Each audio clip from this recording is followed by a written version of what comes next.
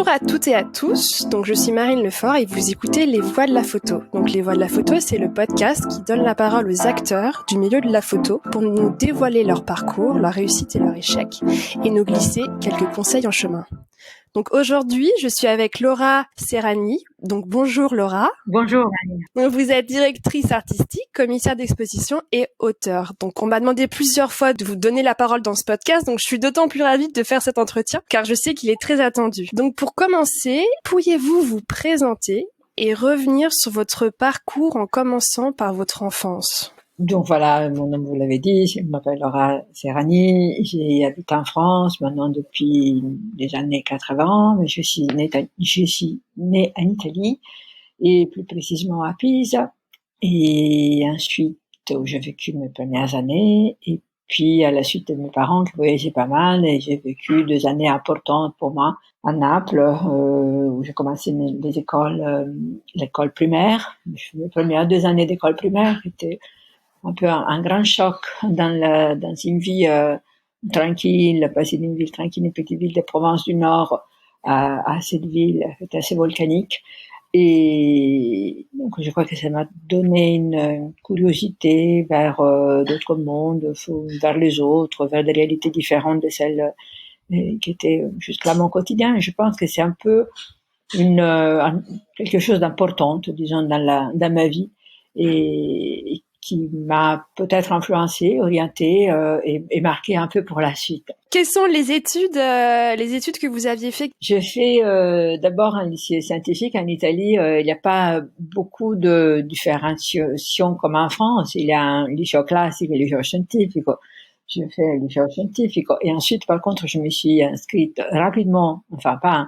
Par contre, d'abord, je me suis inscrite en médecine, je suis restée 6 mois. J'étais assez engagée politiquement à l'époque, donc avec une conception de la médecine qui était une conception plutôt de dédier sa vie en travaillant dans les hôpitaux. Et finalement, au bout de 6 mois, et après les premiers cours en Policlinico de Rome, je me suis rendu compte que une vie de sacrifice, une vie dure dans la situation des hôpitaux à l'époque, etc. Je n'aurais peut-être pas eu le courage de faire ça. Et donc, ma conception de la médecine, ça demandait un effort il y a un sacrifice de vie à laquelle je ne me sentais pas prête à 20 ans. Donc, j'ai changé rapidement d'orientation et j'ai fait des études de philosophie, d'histoire, de littérature, essentiellement. Et là, j'étais à Rome, donc à la Sapienza à Rome. Et c'est des études que j'ai continuées par la suite avec j'ai passé une équivalence pour faire un DEA à Paris 8, à une époque assez intéressante. C'était l'époque où il y avait Deleuze à Paris 8, il y avait Guggenheim, il y avait toute la bande des cahiers du cinéma. Et donc, je suis orientée, je fais un plan d'études qui était plutôt orienté entre philosophie et cinéma. Et quel est alors le premier métier que vous avez eu? Au début, c'était des traductions, pas mal de traductions de textes pour des maisons d'édition, pour la maison d'édition aussi de la RAI, de la télévision italienne. J'ai fait des émissions, je faisais une émission de poésie, je travaillais avec cette coopérative de cinéma, voilà. C'était plutôt ça. À la fin de mes études un peu assistante de mon professeur d'histoire à la fac. C'était des collaborations avec des maisons d'édition avant tout, avec la radio. Et ensuite, arrivé à Paris, j'ai commencé à chercher du travail pour de vrai. Donc, je travaillais avec des amis qui avaient une boîte. Ils avaient monté une petite boîte entre copines, mais qui fonctionnait très très bien, avec des grosses commandes, etc., des bijoux. Donc, on faisait des bijoux. Et j'ai commencé comme ça, donc je suis arrivée. Et après, je suis pas trop manuel, donc je n'arrive pas à avoir des résultats très intéressants économiquement. Et j'oubliais souvent quand j'arrivais à la fin d'un collier, je me rends compte que j'ai oublié les fermoirs qu'il fallait mettre au début. Enfin voilà, j'étais pas d'une grande rentabilité, donc je pensais qu'il fallait s'orienter sur autre chose. Et j'ai commencé à chercher du boulot, à faire les petites annonces, etc. Il y avait plein de choses qui m'intéressaient à l'époque. Et toujours dans ces milieux, un peu littérature, images. Et puis, il y a eu un coup de chance, j'ai entendu parler d'un poste à la FNAC d'assistante au département de galerie photo. J'ai présenté ma candidature, on est resté 2 finalistes, très opposés, disons, très différentes. C'était mes premiers vrais entretiens de boulot d'ailleurs, des quantités d'entretiens avec plein de gens dans la boîte, directeur de la communication, directeur du personnel, directeur de ceci, de cela, etc. Et puis finalement, j'étais retenue. C'était au mois de mai. Et je me disais, bon, ben, au moins, ça sera un job d'été, et c'est parti plutôt comme ça. Et puis, l'histoire a fait si je suis restée 23 ans à la FNAC. Alors, j'étais embauchée comme assistante aux galeries photo. Donc, c'était un département qui gérait les 8 galeries, je crois, à l'époque. 8 galeries dans toute la France. Il y en avait 2 ou 3 à Paris, et puis si, Montparnasse, les Forums et l'Étoile, et puis quelques grandes villes en France. À l'époque, il y avait un directeur du département qui était une figure assez mythique du monde de la photo. Donc, moi, j'entendais tout le monde citer les noms avec beaucoup de respect et de référence. Ça s'appelait Gilles Mujangos. Et quand Gilles Mujangos a pris sa retraite, il a eu François Ebel, qui était son assistant, qui était nommé à sa place, avec Claude Nory, qui devait jouer un rôle plutôt de conseil dans l'organisation et la relance. François était très jeune, il avait 23 ans à l'époque. Et donc voilà, c'est un peu une direction à 2 têtes avec quelqu'un de l'extérieur qui était Claude Nory, fameux éditeur à l'époque de Contre-jour, pionnier aussi, lui, à sa façon dans la photographie, et François, jeune, brillant, qui connaissait bien déjà la maison parce qu'il avait fait des stages et puis était rentré comme assistant, etc. Mais moi, j'étais recrutée en réalité plutôt par Claude Nory, on avait des affinités un peu, sa passion par l'Italie, sa fascination pour mon accent, je suppose, puis, et puis voilà, on aimait un peu les mêmes films, les mêmes choses, etc. Donc, parmi les 2 finalistes, finalement, j'étais retenue. Et puis, la chose curieuse, c'est qu'au bout de quelques mois, je crois que même avant ça, Claude a abandonné parce qu'il s'est rendu compte que ça correspondait pas vraiment à un travail qu'il avait envie de faire. Et donc, je me suis retrouvée à travailler avec François Ebel. Et j'ai appris pour la première fois qu'est-ce que ça veut dire être dans un bureau, respecter des horaires, ne pas sortir son livre quand on a fini de faire ce qu'on a à faire, parce que pour moi c'était normal, j'avais toujours un livre dans mon sac, donc voilà, on me disait ce qu'il fallait faire. Quand j'avais fini, je me mettais à écrire de mon côté sur la machine à écrire, je sortais un livre avec l'autre qui me regardait avec des grands yeux, disant mais d'où elle sort, tu vois. Donc voilà, j'ai appris tout, la discipline, beaucoup de choses, et beaucoup de choses je les ai appris avec tous les photographes qu'on côtoyait à l'époque, parce que c'était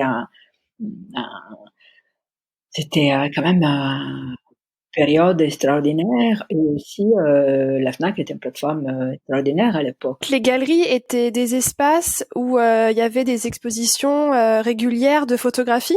Chaque magasin avait une espace consacré à la photographie. À Montparnasse, c'était dans la mezzanine. Au Forum, c'était à l'entrée du 2e étage. À l'Étoile, c'était à l'entrée du magasin. Et il y avait une présence, c'était des espaces consacrés, équipés correctement, avec des éclairages, des cimaises, des cadres, et une programmation qui était déjà assez structurée, des 5-6 expositions par galerie par an, environ 2 mois chacune. Et tout le monde défilait. Enfin, les premières expositions que j'ai accrochées, c'était Édouard Bouba, après il y avait Doisneau, il y a Ronis, un peu tous les grandes figures de la photographie humaniste que j'ai commencé à côtoyer là, et avec certaines après on a tissé de vraies relations d'amitié comme avec Willy Ronis.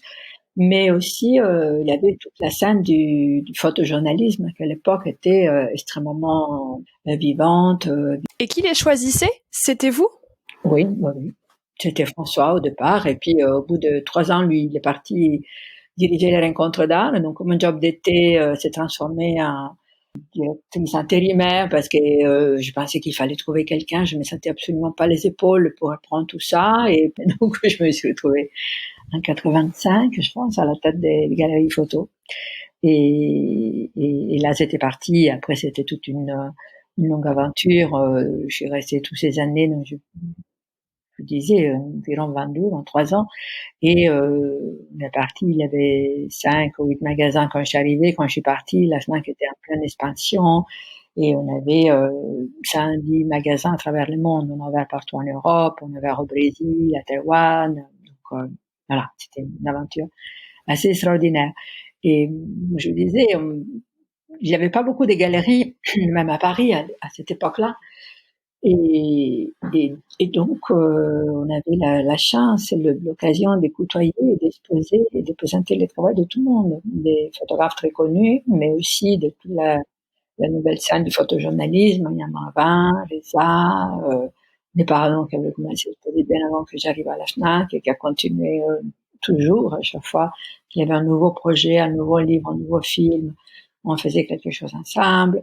Enfin, c'était des années extrêmement riches et on a suivi les développements et les changements de la photographie, l'émergence de nouvelles écritures, de nouvelles courants, voilà, tout ce qui s'est passé en 20 ans.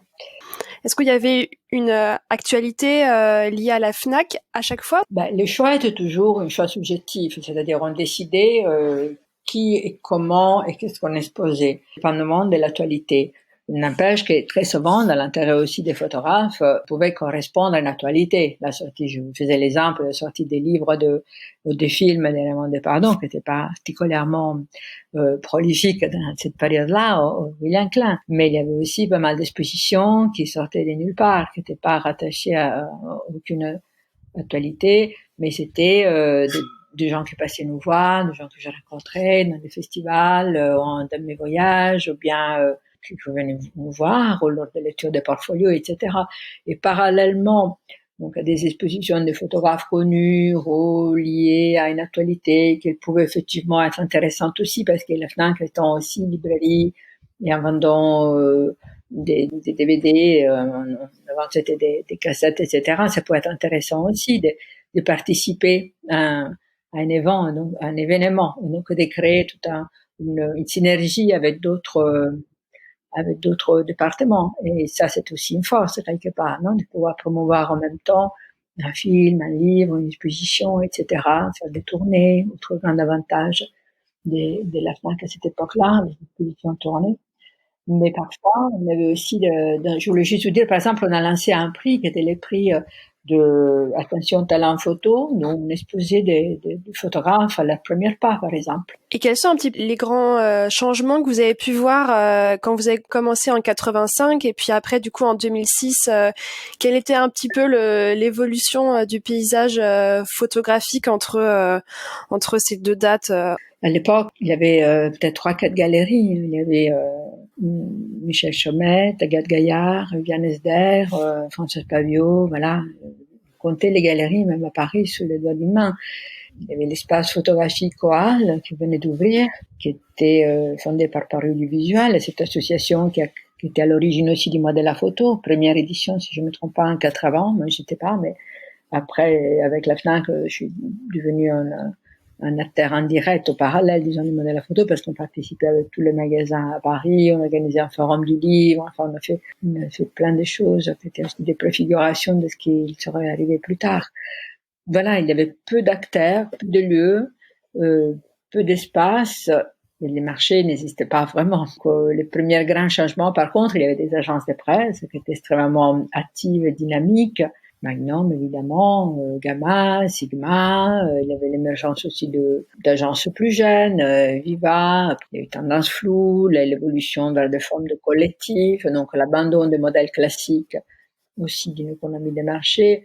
Les journaux jouaient un rôle très important, très souvent on arrivait à faire des choses ensemble, on se raccrochait à des commandes, on pouvait lancer des opérations ensemble avec des associations humanitaires aussi. Enfin, la photographie commençait à montrer aussi tout son pouvoir de porter d'autres, un discours, non, de passer des messages, il y avait une photographie assez engagée à l'époque.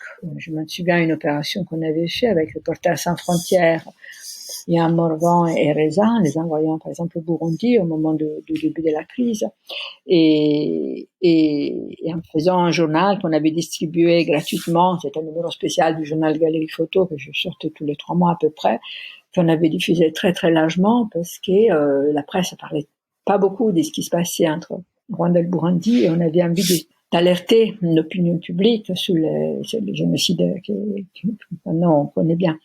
Donc voilà, la photographie avait ce pouvoir-là, la presse avait une place importante, et il y avait une photographie, oui, très très engagée et en sorte de journalisme de terrain de première ligne.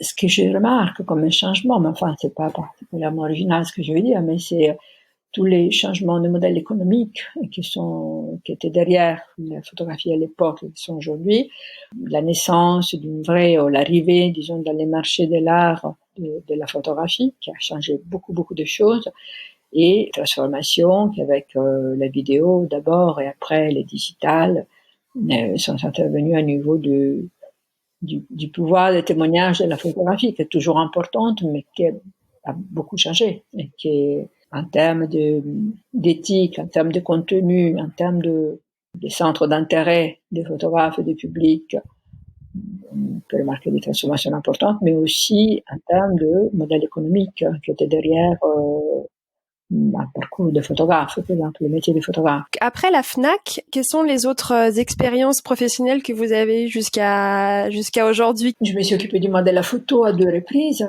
dans 2 années différentes. Si je ne me trompe pas, c'était 2008 et puis en 2014 à nouveau, comme déléguée. Vous savez, il y avait 3 délégués à l'époque du Monterroso nommait 3 délégués sur des sujets différents. Donc j'étais une des 3 déléguées pendant 2 fois. Ensuite, j'ai dirigé des festivals en Italie. L'activité s'est centrée beaucoup entre l'Italie et la France à ce moment-là.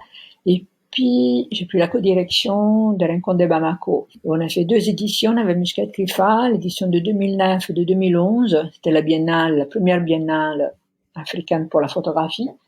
Et puis en 2011, avec la deuxième édition, peu de temps après, la guerre a éclaté. Et donc voilà, nous avons dû arrêter de travailler sur place, mais nous avons continué à nous occuper des rencontres jusqu'à début 2015, jusqu'à l'édition de 2015. C'était là, après 4 ans de pause, il y a eu une nouvelle édition avec une direction africaine, avec Busy Silva. Dans tous ces laps de temps, nous avons continué à suivre le développement des rencontres en présentant les expositions ailleurs qu'au Mali et qu'à Bamako. Pourquoi le Mali? Est-ce que vous aviez un lien? Les liens, c'est que à Bamako, il y a eu la première biennale africaine de la photographie qui était lancée en 1994 par François Huguet et par Bernard Descamps. À l'époque, j'étais à la Fnac et j'accompagnais en tant que partenaire l'organisation, la production de cette première édition, en produisant des expositions sur place, comme celle de Santumo Fokang, un très grand photographe sud-africain qui vient de nous quitter il n'y a pas longtemps, soit en proposant de faire tout de suite une passerelle après la première édition des rencontres, Bamako, en novembre 1994, je proposais de faire une passerelle et d'aider les photographes africains à se faire connaître aussi en Occident. C'était souvent des stars dans leur quartier, dans leur ville, dans leur pays, comme c'était le cas pour Sédou Keïta et Malik Sidibé, mais personne n'avait jamais entendu parler ailleurs. Et donc voilà, avec François Huguet et Bernard Descamps, on a organisé la première biennale hors le mur, et on a commencé à présenter les expositions en France, commençant par Paris, où j'avais présenté l'exposition justement de Malik Sidibé, de Samuel Fusso, de Sédou Keïta, etc. Et c'était la première fois où ces photographes étaient présentés hors du continent. Les liens avec Bamako viennent de là, c'est que la biennale avait lieu, comme son nom l'indique, tous les 2 ans. Tous les 2 ans, j'y allais et j'ai rencontré les photographes. Je faisais ce travail de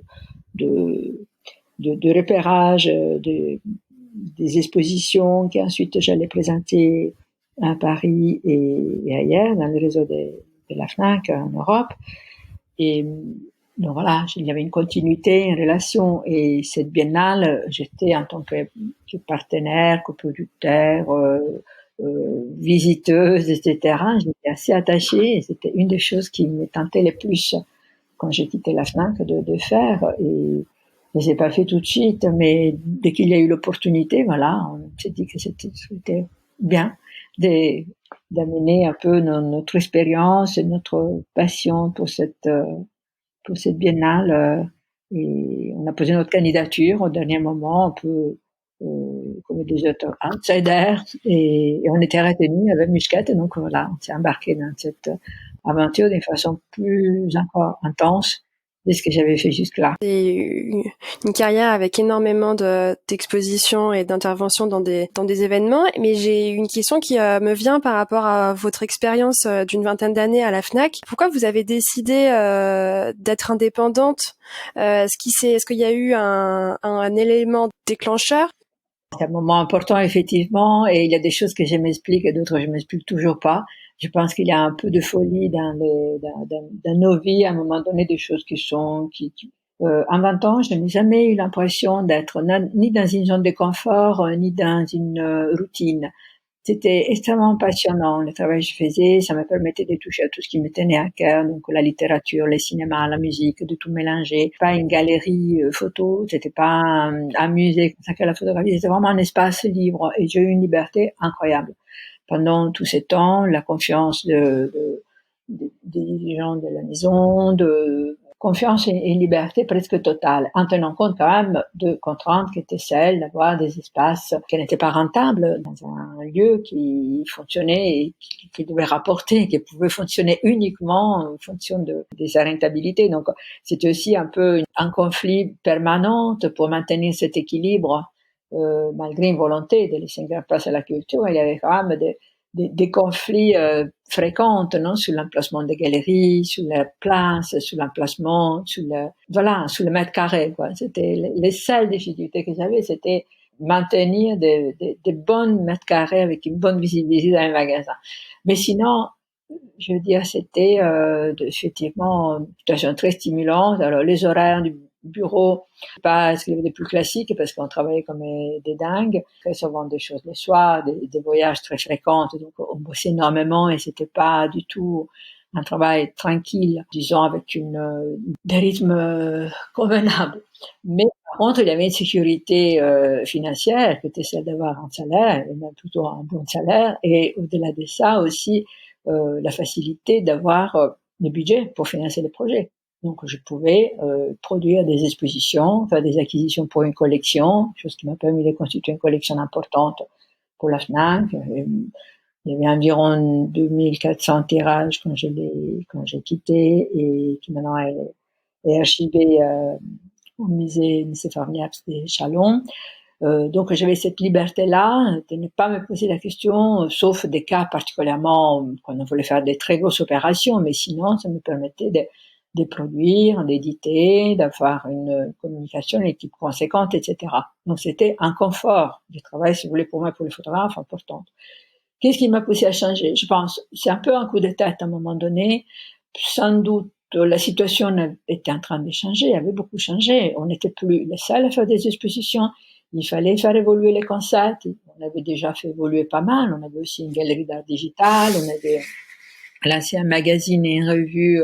À l'époque, c'était sous support DVD. Enfin, on aurait pu le faire aujourd'hui sur Internet. Donc, on était assez toujours dans une dynamique quand même des recherches, d'invention, innover de tous les points de vue, aussi en termes de lignes graphiques, de supports de communication, etc. Mais on n'était plus les seuls. Donc, il y avait une plus grande concurrence. La maison, le plan de la photographie ouverte, le jeu de paume, enfin, il y avait beaucoup d'autres acteurs dans la photographie. On était sans doute moins intéressants qu'à l'époque. Et donc, il aurait fallu de nouvelles impulsions pour changer. Et il y a eu un moment donné avec des gens avec lesquels je travaillais, où je n'étais plus tellement sur la même longueur d'onde, sur le développement à donner à la photographie. On avait beaucoup construit et je n'étais pas du tout dans une logique de déconstruction, de licenciement, etc. C'était des périodes où on parlait beaucoup des plans sociaux, etc. Et donc, à un moment donné, voilà, ça me paraît comme une évidence que j'avais plus ma place et que j'avais envie de faire autre chose. Et peut-être la grande époque, et tout ce qu'on avait pu faire à une époque était un peu en train d'échanger et de rester uniquement pour m'occuper de la collection et faire un travail plus de conservateur, être moins dans la production, moins dans le soutien à la photographie, ça m'intéressait un peu moins. La vie des familles a toujours eu une grande importance et quand j'ai quitté la Fnac, c'était aussi L'aîné passait son bac, je crois, et les plus petits, ils doivent avoir une dizaine d'années, à peu près 12 ans, je sais plus. Et donc, c'était aussi un moment où je me suis dit, ils rentrent dans un âge où c'est peut-être important d'être plus là aussi. L'adolescence du plus jeune et du celui du milieu, je pensais c'est une époque avant, j'avais beaucoup délégué, je m'étais beaucoup appuyée sur des aides, sur des babysitrices, babysitters, sur des gens qui étaient à la maison, etc. Ma famille étant loin. Mais à un moment donné, on ne peut plus laisser les enfants avec l'âge de 12, 14 ans. C'est beaucoup plus difficile de les faire garder par quelqu'un. Donc voilà, je me suis dit aussi, j'ai pas quitté la FNAC pour ça, mais c'est aussi quelque chose qui a joué un peu dans ma tête. Le fait d'être plus présente, d'être plus avec eux, de pouvoir passer plus de temps, de ne pas les laisser ça, de ne pas laisser ces vides à la maison, quoi. Voilà. Donc, travailler à la maison, ça me permettait d'être en même temps plus avec eux et d'avoir plus de temps pour voyager pendant les vacances scolaires. Oui, tout ça, c'est des considérations qui étaient assez importantes et qui encore aujourd'hui pour moi sont importantes. Le fait de pouvoir partir, bouger librement. Aujourd'hui, on peut travailler de partout et on ne sait même pas, non, qu'on n'est plus à Paris. Et donc voilà, ça suffit d'avoir un ordinateur, quelques livres et puis c'est bon. Et passer de 20 ans d'un rôle des salariés dépendants où j'avais pas à m'occuper de toute la partie administration, etc. C'est une chose qui m'affole encore aujourd'hui terriblement. C'était un peu un choc. Donc voilà, je me suis retrouvée dans un rôle complètement différent, à faire des choses que j'aime, mais à devoir construire aussi tout le back-office, donc toute la partie administration, la partie financière, souvent des recherches des sponsors, etc. J'ai eu la chance que souvent on vient me chercher, on me propose, je suis incapable de chercher du boulot de toute façon, et donc ça aurait été dramatique si j'avais pas eu cette chance-là, mais j'ai la chance que très souvent on me propose des choses. Et donc voilà, c'était le cas pour par Bamako, on avait posé effectivement notre candidature spontanée.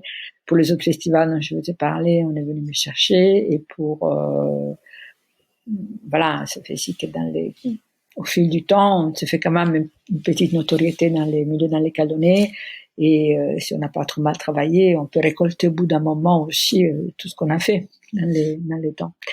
Donc voilà, après, plus récemment, il y a la présidence du jury de la Fondation des Traits, qui est un poste purement honorifique et pas rémunéré, mais qui est très intéressant parce que ça permet de voir chaque année beaucoup de travaux qui sont présentés d'une façon spontanée, et ça permet aussi d'encourager des photographes à postuler pour ces résidences que la Fondation des Traits a lancé il y a une dizaine d'années et qui sont une condition extrêmement intéressante pour pouvoir produire, terminer un travail, l'éditer, les réaliser, etc. Il y a un accompagnement aussi sur la post-production qui est extrêmement intéressante. Et puis le Festival de Deauville, dont je viens de lancer la 2e édition, donc à Deauville cette année pour Planche Contact. Et c'est un festival très intéressant aussi parce que il y a de nouvelles enjeux dans ce format. Dans tous vos projets, est-ce que y en a un ou alors deux sur lesquels vous pourriez revenir un petit peu avec un peu plus de détails, un projet dont vous êtes particulièrement fier? Bamako, c'est important. Bamako, c'était une expérience de vie aussi. C'était connaître un peu un continent, voyager un peu dans ces continents, rencontrer d'autres problématiques, se rendre compte parfois comment relativiser aussi tous nos problèmes et nos habitudes, nos consuétudes, nos conforts, etc. Et ce qui était très important aussi, c'était pour moi de pouvoir faire quelque chose qui a une vraie incidence aussi, soit politique, soit sociale, sur le monde, mais pas seulement, disons, culturel. Si jamais on peut faire une séparation aussi nette entre culture, engagement, etc. Mais quand on voit concrètement comment la photographie pouvait aider des photographes à en vivre, à sortir un peu d'un désert total, etc., Voilà, ça prend du sens, ce que j'essaie de vous dire. Et donc là, j'ai l'impression que en travaillant dans ces milieux, j'arrivais quand même à avoir laisser une empreinte, enfin à aider des gens concrètement et à faire quelque chose d'une utilité réelle, au-delà du plan de la diffusion culturelle. Et ça, donc voilà, pour ce qui concerne Bamako. Après, il y a des projets dont je suis, j'ai un souvenir, on peut parler de, je sais pas il faut dire, je suis fière d'eux, mais enfin, donc je suis particulièrement contente. C'était la première exposition en très grand format avec Agnès Varda, par exemple. On avait présenté d'abord sur les façades des Fnac, des photos qu'elle avait fait ses débuts dans les théâtres. Et donc, ces images immenses qu'on avait présentées sur les façades, la première fois qu'on investissait les façades de Fnac, vous savez, il y avait à l'époque, on montrait rien, on ne savait pas, c'était une sorte de temple, avec aucun produit, aucune publicité en vitrine, etc. Donc, c'était des façades anodines et les gens connaissaient la Fnac parce que c'était une institution, pratiquement. Mais on ne voyait jamais des appels, depuis les vitrines.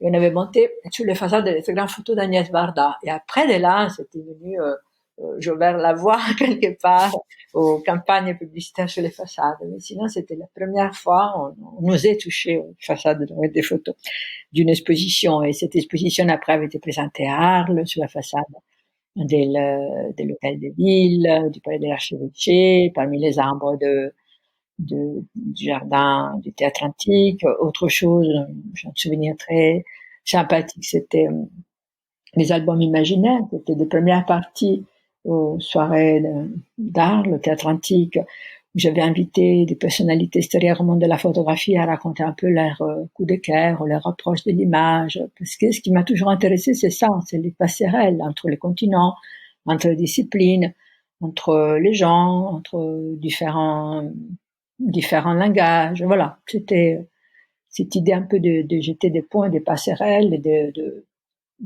d'aller un peu partout et de regarder un peu partout et de tisser des fils entre la littérature, le cinéma, la musique, la photographie. La photographie, c'est un fil qui peut nous amener partout. Et donc, voilà, c'est un peu ça l'esprit. Est-ce que vous pensez qu'il y a un style Laura Serragni? Est-ce que vous pensez que les personnes qui vous choisissent donc pour être directrice artistique ou pour être membre de jury, est-ce que vous avez un petit peu une idée pourquoi ils vous font appel à vous? Ben, c'est une question que je pose souvent. C'est pourquoi moi? Je viens de la poser à quelqu'un qui venait faire une proposition là, justement ces jours-ci. Je dis, pourquoi moi? Mais donc je me la pose aussi. Alors, je pense que vous me dites il y a un empreinte. Je sais pas. Pense que j'ai une réputation plutôt sérieuse dans ces milieux, en dehors des chapelles, en dehors d'un esprit plutôt indépendant. Moi, je me vis comme ça. Je pense que c'est un peu l'image aussi que j'ai. Et des curiosités, des grandes curiosités. Là, vous voyez, je viens de monter un projet à l'appel d'une association, qu'elle est l'association des parents et des victimes de parents des attentats du 13 novembre à Paris. Et on m'a contacté pour me confier la direction artistique d'une exposition qu'elle a aussi vient justement d'ouvrir en face du Bataclan, dans les jardins en face du Bataclan.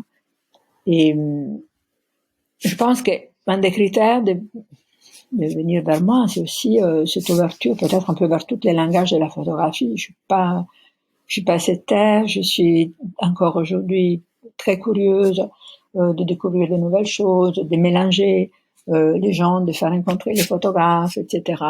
Et pour Deauville, je pense que c'est un peu la même chose, cette sorte d'éclectisme que pour un festival, un festival ouvert sur toutes les photographies et qui mélange de photographes émergents, de photographes connus, etc. Cet éclectisme et cette envie capacité d'aller un peu partout, et puis un réseau qui au fil du temps évidemment s'est constitué, je pense que c'est des choses qui peuvent motiver. Après, une empreinte, alors il y a un éditeur avec lequel j'ai publié un livre il y a longtemps, c'était les livres de la collection Fnac, qui avait trouvé un titre qui m'enchante encore aujourd'hui et que j'ai envie de reprendre tout le temps. Il m'avait dit, finalement, la collection que tu as montée, c'est une collection où il s'agit de poésie et d'histoire. On peut raconter l'histoire de la photographie, mais avec un regard qu'elle tienne, un regard très poétique. Et donc, il avait trouvé le titre, et le titre s'appelait La photographie entre histoire et poésie. Et ça me plaît beaucoup, je dois dire. Et c'est un peu, voilà, si j'ai à raconter, à définir un peu ma façon de travailler, je pense que c'est un peu ça. C'est l'envie de raconter des histoires à travers les images des photographes. C'est l'envie de raconter l'histoire de ce monde. Et ce qui m'intéresse, ce qui m'attire chez les photographes, c'est la poésie qui se dégage des images. Voilà, donc une approche plutôt poétique. Alors, en parlant de poésie et en parlant de projets, du coup, quels sont les projets actuels et les projets dans un futur proche? Est-ce qu'on peut-être revenir sur le festival à Deauville et puis sur l'exposition du 13 novembre? Oui, voilà, ça c'est deux grosses pièces bonté on vient d'ouvrir au public, et c'était juste en plein début du confinement, donc dans une situation vraiment particulière.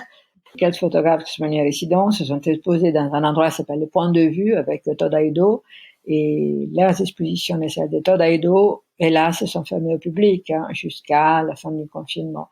Mais tous les autres sont présentés à un très grand format. Vraiment, on est dans une échelle un peu particulière par rapport aux expositions classiques. On parle d'expositions qui se déroulent sur une vingtaine de mètres au minimum, sinon une centaine. Et le format des images, de chaque image, c'est de 3 mètres par 4. Donc, on est plutôt dans les monumentales. Et la majorité de ces expositions sont en extérieur, soit sur la plage, soit en centre de ville, soit à l'embarcadère avec Mathias Depardon, Martine Parle, Lorenzo Castro, Delia Crignotti, Philippe Chancel, et une fondation que nous a rejointe cette année à Deauville, qui est la fondation Photo for Food. Vous avez reçu Olivier Goy il n'y a pas longtemps, je crois. Exactement. Voilà, ça c'est donc les derniers projets sur lesquels que je viens de lancer. Ce festival, sa 11e édition, et ma 10e à moi. Et là, on est reparti sur le programme déjà de l'édition de 2021. Et c'est particulièrement intéressant parce que ça me permet d'investir une ville entière, d'inventer encore une fois de nouvelles choses, de nouvelles formes de présentation, d'aller vers les publics d'une façon différente. Et pour moi, ça devient une sorte de laboratoire. On travaille en direct avec les photographes sur leur projet, et on travaille en direct aussi sur la présentation de leur projet. Donc sur la partie, c'est un laboratoire pour la réalisation de projets photographiques, mais aussi pour une réflexion sur la scénographie, sur la façon aujourd'hui de présenter les images. Peut-être je suis fière du fait que la FNAC, une des grandes contraintes pour pouvoir faire tourner les expositions, c'était de faire que du 40-50. Ensuite, les expositions voyageaient dans des valises conçues exprès pour la FNAC, qui faisaient le tour de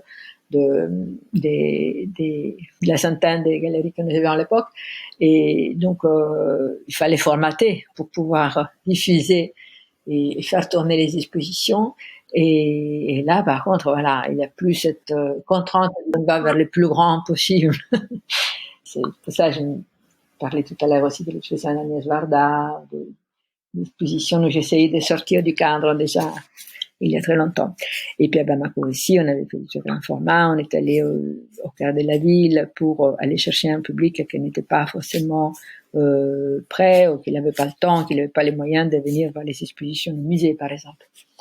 Et donc voilà, Deauville intéressante parce que on peut croiser alors les principes. L'autre grand principe, à part les expositions en grand format et en plein air, c'est que tous les travaux présentés sont des travaux inédits et réalisés sur place par des photographes qui viennent en résidence dans les mois qui précèdent le festival. Donc c'est un full time de production d'abord, et ensuite d'editing et préparation des expos, du catalogue, scéno, etc. Le festival a lieu jusqu'à quand?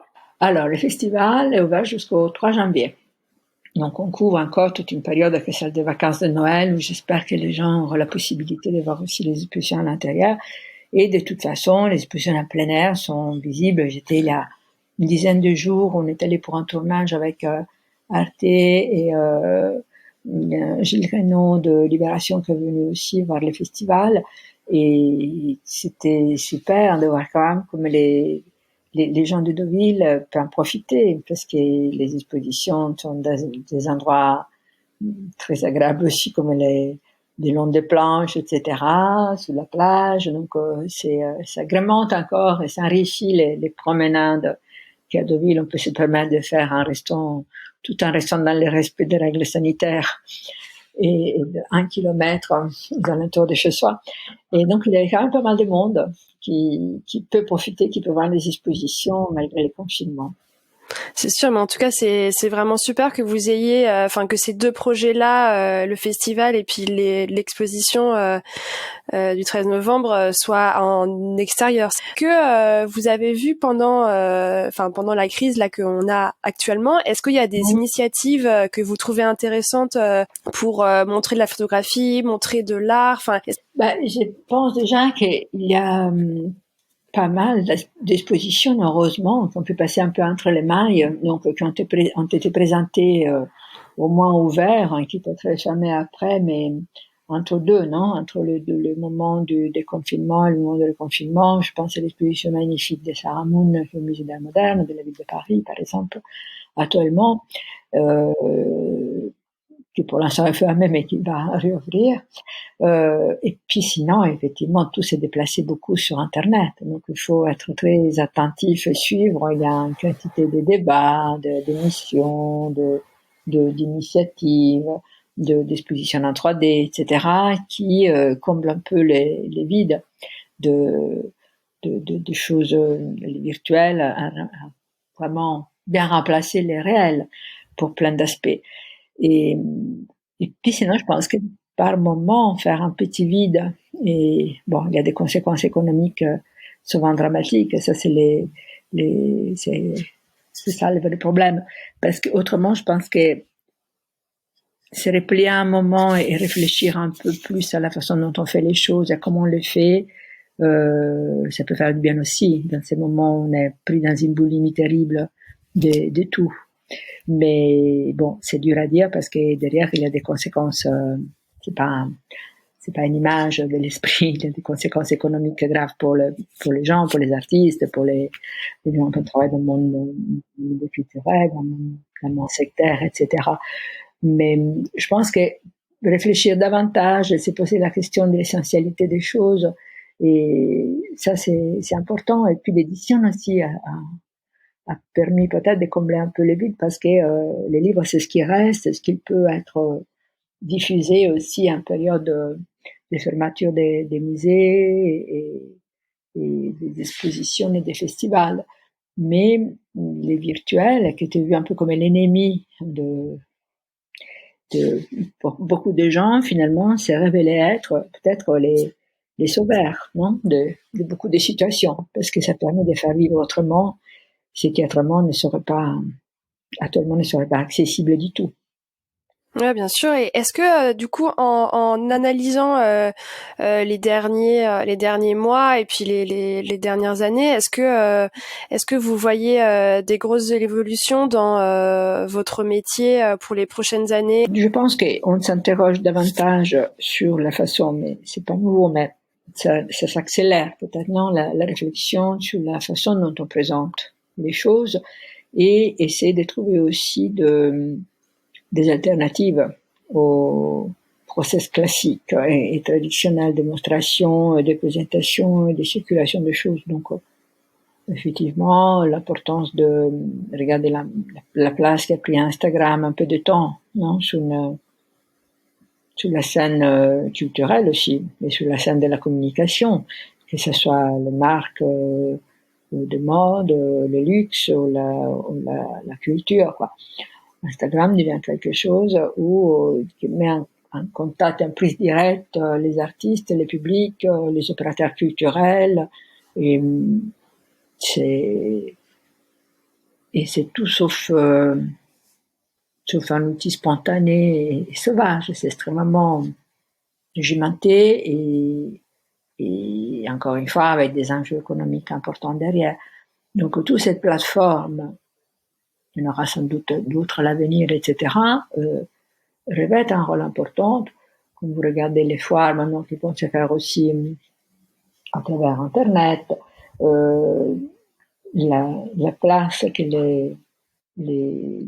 comme je vous disais, les présentations en 3D, tout ce qui est, nous on a filmé par exemple avec un drone les expositions à Deauville, on les a mis en scène, et puis l'édition, je pense que l'attention portée au livre peut augmenter, il peut aller plus loin, et on peut imaginer des choses peut-être moins basées sur l'éphémère, ou relier plus l'éphémère au virtuel, et travailler sur des choses qui sont plus durables, comme les livres, les projections, d'autres façons de fruition de l'image. C'est étrange, comme par exemple les échos en vidéo, le développement de l'image fixe, les passages, disons, de l'image fixe à l'image en mouvement,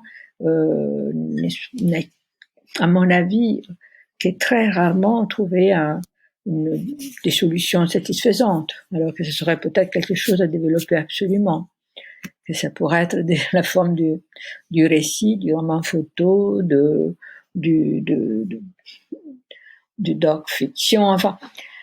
Il y aurait beaucoup peut-être à réfléchir là-dessus, et je trouve qu'on est encore loin de toutes les possibilités que ces nouveaux médias permettraient, par exemple. Ça, c'est, si j'avais le temps et encore le temps de faire ça, j'essaierais de me plonger un peu là-dessus et d'avancer sur ça.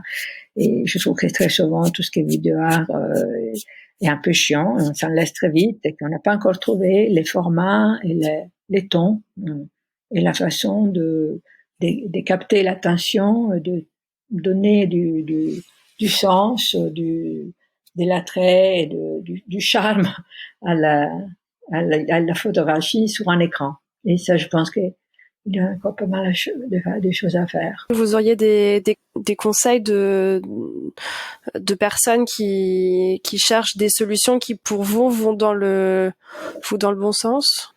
Je pense qu'on est un peu tous là-dedans. Aujourd'hui, on est tous en train de réfléchir à comment faire évoluer les projets. Par exemple, avec, j'allais dire surtout à mes projets, parce que ces derniers temps, je vous avoue que j'ai pas trop eu le temps de regarder autour de moi, parce qu'on était un peu à tête quand même sous le sable entre Deauville et puis les projets pour l'association 13, 11, 15.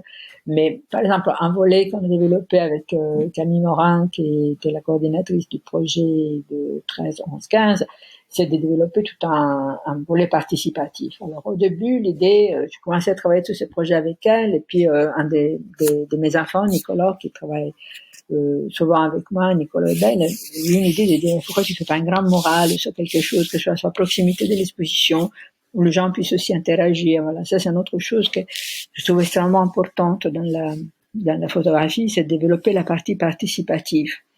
Et donc aussi Nicolas avait cette idée de dire faire un grand mural sur les gens viennent, collent des choses, etc. Il n'arrivait pas à trouver ni l'endroit date, ni la façon.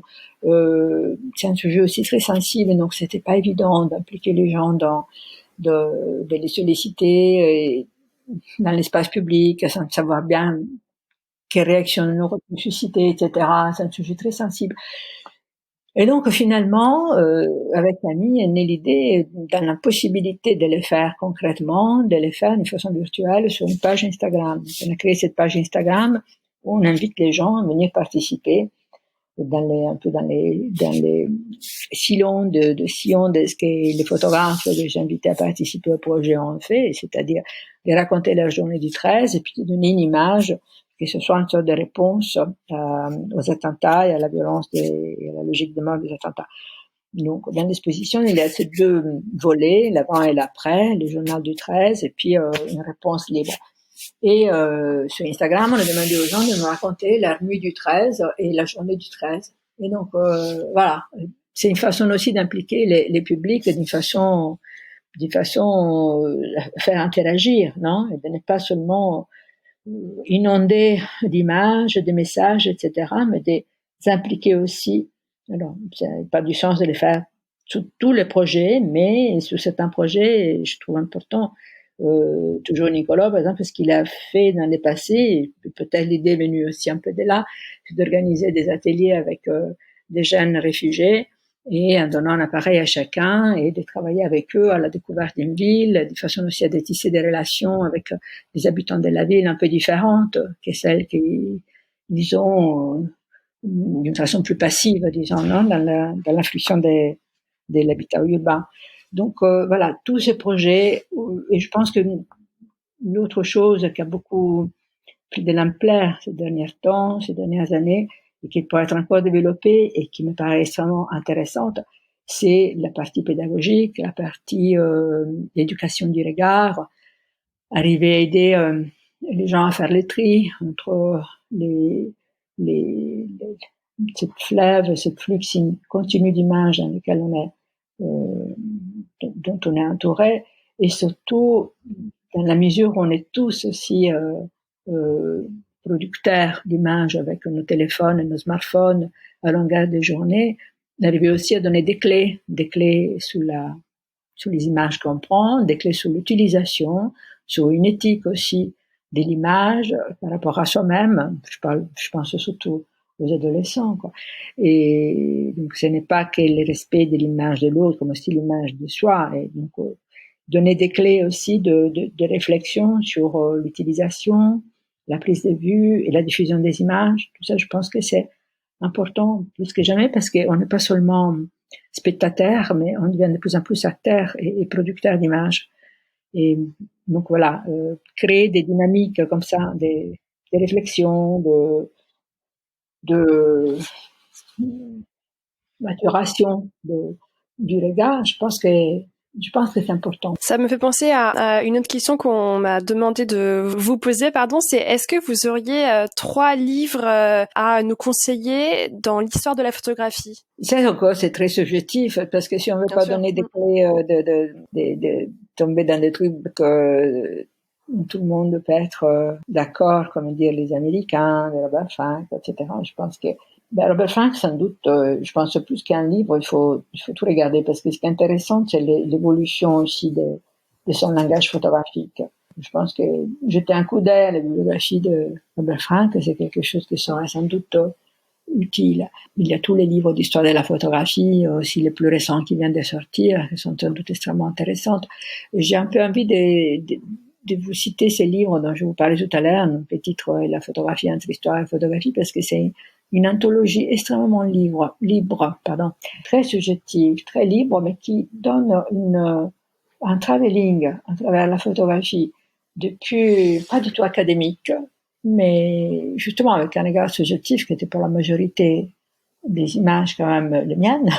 Donc, mais ça va de photographies d'Adjet, de Man Ray, de Bérénice Abbott. Donc, j'ai eu la chance de faire une exposition il y a longtemps, de très grands photographes, Brassai, Cartier-Bresson, toute l'école humaniste, jusqu'à des photographes extrêmement intéressantes, mais qui ont fait un passage un peu éclair, comme une comète, dans les ciels de la photographie, ou bien d'autres qui étaient très jeunes à l'époque, qui sont devenus très connus depuis, ou d'autres qui ont marqué l'histoire du photojournalisme. Enfin, ces livres qui avaient été édités par Mazzotta, et si je ne me trompe pas, c'était en 2005, 2006, quelque chose comme ça. On a fait une première et une deuxième édition.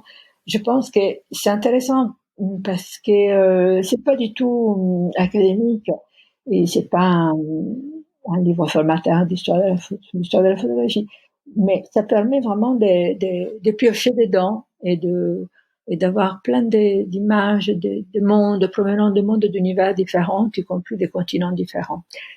Donc voilà, ces livres-là, un peu toute la bibliographie de Robert Frank, et puis pour moi quelque chose, mais c'est mes souvenirs, qui était importante et qui m'a donné envie aussi de faire mes premières images. C'était les scénarios du film de Wim Wenders au fil du temps. Et l'édition italienne qui était sortie chez Feltrinelli, elle était illustrée par des images. Et ça, c'était des images c'était un petit livre au format de poche avec des images prises pendant le tournage, des photogrammes du film, etc. Et ça, c'est un peu entre l'histoire du film et ces images-là, c'est un peu pour moi, c'est quelque chose qui m'avait donné vraiment envie de m'intéresser davantage à la photographie. Et c'est une des raisons pour lesquelles après j'ai travaillé aussi, j'ai fait des expositions avec lui, avec d'autres réalisateurs, parce que ce lien entre le cinéma et la photographie, un regard un peu extérieur, quelqu'un de très sensible pour lequel l'image est importante, mais que derrière aussi toute l'importance du récit, ça a toujours été capital pour moi, quoi. C'est un peu les liens entre mes passions, que ce soit la littérature, le cinéma, l'image, etc. Et puis notre auteur qui avait été important pour moi, parce que là c'était la synthèse aussi de deux autres intérêts, la politique, l'engagement et la photographie, c'était Tina Modotti, dont on parle un peu moins aujourd'hui, mais qui était une figure très intéressante de femmes photographes et des femmes militantes. Est-ce que vous auriez des conseils pour des personnes qui souhaiteraient se lancer du coup en 2020 ou 2021 en tant que commissaire d'exposition ou directeur artistique? Est-ce qu'il y aurait des conseils qu'on vous aurait donnés que vous souhaitez retransmettre? Je crois que j'ai pas reçu beaucoup de conseils en réalité, parce que c'est un travail encore aujourd'hui. Il n'y a pas beaucoup d'écoles, non? On a d'écoles de photographie, peut-être à Arles, on apprend des cours de curatelle, je ne sais pas comment on dit, mais enfin, c'est vraiment un métier où on s'invente, très, on est un peu tous, au moins c'est de ma génération, très autodidacte. Les conseils que je donne, c'est de lire beaucoup et de regarder beaucoup de films et de regarder beaucoup de livres de photographie. Et puis aussi, dès que les portes réouvrent, de voir beaucoup d'expositions et de réfléchir sur la façon dont les expositions sont présentées, de ne pas se limiter aux expositions de photographie, mais de chercher un peu l'inspiration et les idées ailleurs et d'être curieux. Je pense que la première chose, c'est d'être très curieux et de ne pas être dogmatique ou rigide. Mais ça, c'est un conseil de vie, hein. Ce n'est pas qu'un conseil par rapport à un métier, je pense. Et voilà, après, je ne sais pas vous dire s'il y a des cours, des textes, de choses à lire un peu. Il y a toute une littérature, des laissés, de dates, Suzanne Sontag, des choses plus récentes qui peuvent sans doute enrichir une réflexion sur l'image et étoffer un peu notre métier. Mais je pense que surtout c'est une éducation du regard, avoir des bases d'histoire de l'art, avoir des bases de culture générale qui peuvent nous aider dans notre métier. Et après, il faut avoir quand même un petit don, je pense aussi, hein, parce que tout ça ne se réduit pas à l'information. Je pense qu'il y a aussi, on est plus ou moins doué pour faire des choses ou pour en faire d'autres et trouver les bonnes combinaisons, les bonnes séquences, les bons équilibres, des idées un peu originales, etc. Ça voilà, c'est peut-être, on n'est pas tous pareils non plus de ce point de vue, hein. Je pense que ça joue un peu aussi. Bien sûr. Super, et merci beaucoup. Merci pour tous ces conseils, merci pour tout ce temps. Je vous remercie beaucoup, Marine. Au revoir. À bientôt. Merci d'avoir écouté Les Voix de la photo. Si l'épisode vous a plu, partagez-le autour de vous, abonnez-vous, laissez votre avis et des étoiles. Si vous voulez en savoir plus, suivez-moi sur les réseaux sociaux. Je vous invite également à me contacter pour m'indiquer les sujets ou les personnes que vous aimeriez entendre. À très vite!